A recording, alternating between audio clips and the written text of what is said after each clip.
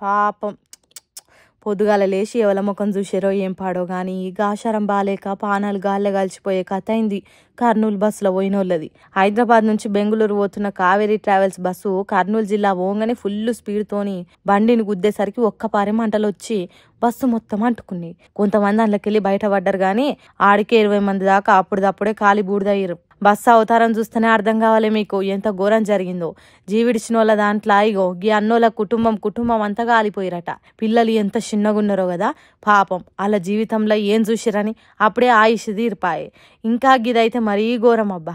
ఈ తల్లి కొడుకులు ఇద్దరు బెంగళూరు నుంచి దీపావళి పండుగ కోసం వచ్చి తిరిగి బెంగళూరు పోతుంటే ఇద్దరు లేకుండా పోయిర్రు.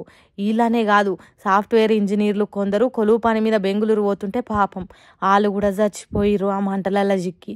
ఇట్లా 20 మంది ప్రాణాలు బలిగొన్న ఈ మంటలు జీవితం మీద ఎన్నో ఆశలు పెట్టుకున్నోళ్ళు, ఇంటోళ్ళతోని కలిసిపోయినోళ్ళు, అప్పుడే బస్సు ఎక్కినామని ఇంటోళ్ళకి ఫోన్ చేసి హ్యాపీగా బాయిలు చెప్పుకున్నోళ్ళు అందరు ఇట్లా కానరాని లోకాలకు పోయేసరికి ఆ ఇంటోళ్ళంతా శోకంలో మునిగిపోయారు.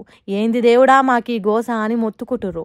మరి ఆ దేవునికి కూడా కార్యక్రమం చూపించాలనిపించలేదో ఏం పాడో కానీ అన్యాయంగా ఇంతమంది ప్రాణాలు వాయే. ఇక ఇది చూసినాక బస్సులలో పోవాలంటేనే ఎంత జంకుతారో ఏమో జనాలు ముందు.